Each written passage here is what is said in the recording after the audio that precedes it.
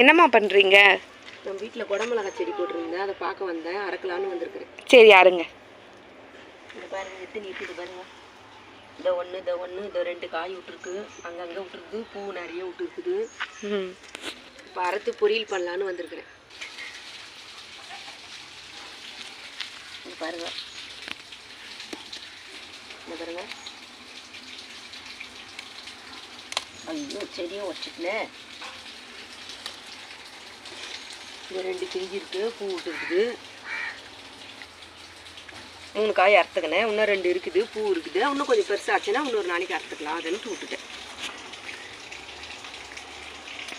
செடி எப்படிம்மா வச்சிங்க? இந்த செடி நான் காய் மார்க்கெட்டில் போயிட்டு காய் வாங்கிட்டு வந்தேன். செஞ்சு பொரியல் செஞ்சு சாப்பிட்டு வேஸ்ட்டாக போகக்கூடாதுன்னு சொல்லிட்டு வேஸ்ட்டு டப்பா எடுத்து கொஞ்சம் மண் போட்டு அந்த விதையை போட்டுட்டு அது மேலே கொஞ்சம் மண் போட்டு அது மேலே தண்ணி தெளித்து வச்சேன்.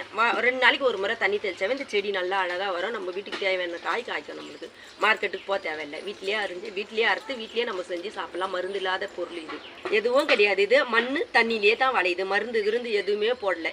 நம்மளுக்கு உடம்புக்கும் கெடுதி கிடையாது. இது இலை உங்களுக்கு தெரியுமா? தெரிஞ்சால் சொல்லுங்க, நாளைக்கு நான் வீடியோவில் சொல்கிறேன்.